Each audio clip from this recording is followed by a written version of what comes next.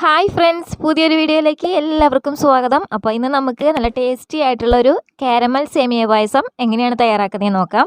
അപ്പോൾ വീഡിയോ എല്ലാം സ്കിപ്പ് ചെയ്യാതെ തന്നെ കണ്ടേക്കണം. അപ്പോൾ നമുക്ക് വീഡിയോയിലേക്ക് പോകുന്നതിന് മുമ്പായിട്ട് നമ്മുടെ ഈ ചാനൽ ആദ്യമായിട്ട് കാണുന്നവരാണെങ്കിൽ ഇതുവരെയും സബ്സ്ക്രൈബ് ചെയ്തിട്ടില്ലെങ്കിൽ ഞാനിടുന്ന വീഡിയോസിൻ്റെ നോട്ടിഫിക്കേഷൻ പെട്ടെന്ന് തന്നെ കിട്ടാനായിട്ട് ഇപ്പോൾ തന്നെ ഒന്ന് സബ്സ്ക്രൈബ് ചെയ്യുക. തൊട്ട് വരുന്ന ബെൽ ബട്ടണിൽ ഓൾ കൂടി ഒന്ന് എനേബിൾ ചെയ്ത് വെക്കാനായിട്ട് മറക്കരുത്.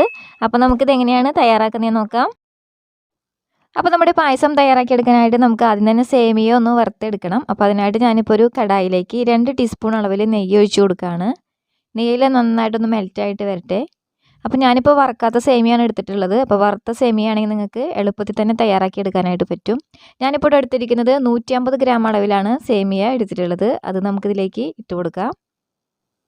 അപ്പോൾ ഫ്ലെയിം ഒന്ന് കുറച്ച് വെച്ചതിന് ശേഷം കരിഞ്ഞു പോവാതെ വേണം ഇതൊന്ന് വറുത്തെടുക്കാനായിട്ട്. അപ്പോൾ നമുക്കിതൊരു ഗോൾഡൻ കളർ ആവുന്നത് വരെ ഒന്ന് വറുത്തെടുക്കാം. ഇപ്പോൾ നമ്മുടെ സേമിയ എല്ലാം നല്ലൊരു ഗോൾഡൻ കളറായിട്ട് വന്നിട്ടുണ്ട്. അപ്പോൾ ഈ ഒരു സമയം നമുക്ക് ഫ്ലെയിമെല്ലാം ഓഫാക്കി കൊടുക്കുക. എന്നിട്ട് ഇത് വേറൊരു പാത്രത്തിലേക്ക് മാറ്റി വെച്ചേക്കണം. അപ്പോൾ ഇതൊന്നുകൂടി ഒന്ന് ഇരുന്നിട്ട് കളറായിക്കോളും.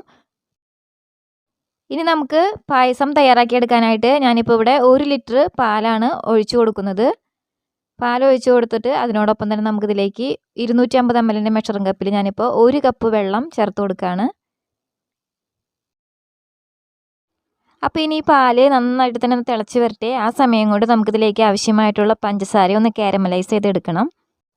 അതിനായിട്ട് ഞാനിപ്പോൾ സേമിയ വറുത്തെടുത്ത അതേ കടായിലേക്ക് 250 ml മെഷറിംഗ് കപ്പിൽ 1 കപ്പ് അളവിൽ പഞ്ചസാര ഇട്ട് കൊടുക്കുകയാണ്.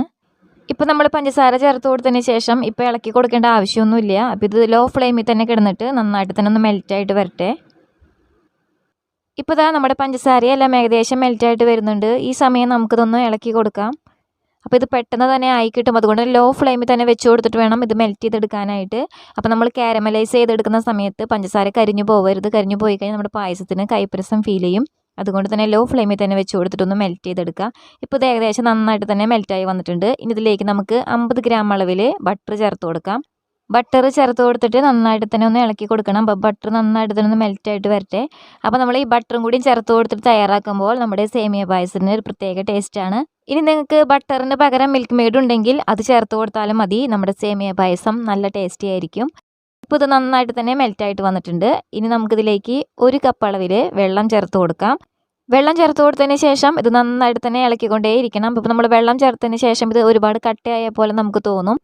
പക്ഷേ ഇത് ചൂടാവുന്നതനുസരിച്ച് നന്നായിട്ട് തന്നെ മെൽറ്റായി കിട്ടിക്കോളും. അപ്പോൾ ഇത് നന്നായിട്ട് തന്നെ ഒന്ന് ഇളക്കി കൊടുത്തേക്കണം.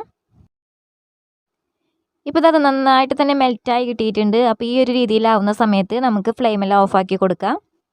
ഇപ്പോൾ നമ്മൾ തിളപ്പിക്കാനായിട്ട് വെച്ചിട്ടുണ്ടായിരുന്ന പാല് നന്നായിട്ട് തന്നെ തിളച്ച് വന്നിട്ടുണ്ട്. ഈ സമയം നമുക്കിതിലേക്ക് നമ്മൾ പഞ്ചസാര കാരമലൈസ് ചെയ്തത് ഇതിലേക്ക് ഒഴിച്ചു കൊടുക്കുക.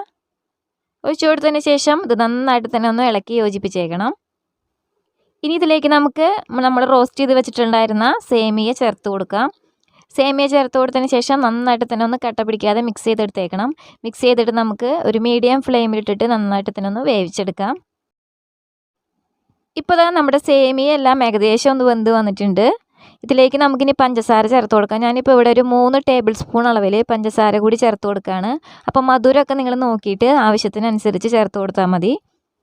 ഇനി ഇതിലേക്ക് നമുക്ക് ഏലക്ക ചേർത്ത് കൊടുക്കാം. ഞാനിപ്പോൾ ഒരു 8 ഏലക്കയുടെ കുരു എടുത്ത് ഇപ്പോൾ നന്നായിട്ട് പൊടിച്ചെടുത്തിട്ടുണ്ട്. അത് ചേർത്ത് കൊടുക്കാം. കൂടെ തന്നെ നെയ്യിൽ വറുത്തെടുത്ത് വെച്ചിട്ടുള്ള ഉണക്കമുന്തിരിയും കാഷ്യൂനട്ടും ഇതിനോടൊപ്പം തന്നെ ചേർത്ത് കൊടുക്കാം. എന്നിട്ട് ഇതെല്ലാം കൂടിയിട്ട് നന്നായിട്ട് തന്നെ ഒന്ന് മിക്സ് ആക്കുക. ഇനി ഇത് ഒരുപാട് സമയമായിട്ട് വറ്റിച്ച് കുറുക്കിയെടുക്കേണ്ട ആവശ്യമില്ല. നമുക്ക് ഫ്ലെയിമെല്ലാം ഓഫാക്കി കൊടുക്കാം. സേമിയ പായസം എപ്പോഴും കുറച്ച് ലൂസോട് കൂടി വേണം തയ്യാറാക്കി എടുക്കാനായിട്ട്. കാരണം ഇത് തണുത്തതിന് ശേഷം നന്നായിട്ട് തന്നെ കട്ടയായിട്ട് പോകും. അതുകൊണ്ട് തന്നെ ഇച്ചിരി ലൂസിൽ വേണം നമ്മൾ ഈ സേമിയ പായസം തയ്യാറാക്കി എടുക്കാനായിട്ട്.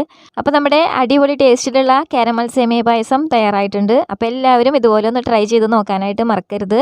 അപ്പോൾ നിങ്ങൾക്ക് ഈ വീഡിയോ ഇഷ്ടമായിട്ടുണ്ടെങ്കിൽ ഇതുപോലെ ഒരു ലൈക്ക് തരാനായിട്ട് മടിക്കരുത്. അതുപോലെ തന്നെ നിങ്ങളുടെ കമൻസൊക്കെ ഒന്ന് അറിയിക്കുക. അപ്പോൾ ഇനി പുതിയ റെസിപ്പി ആയിട്ട് വരാം. Thank you.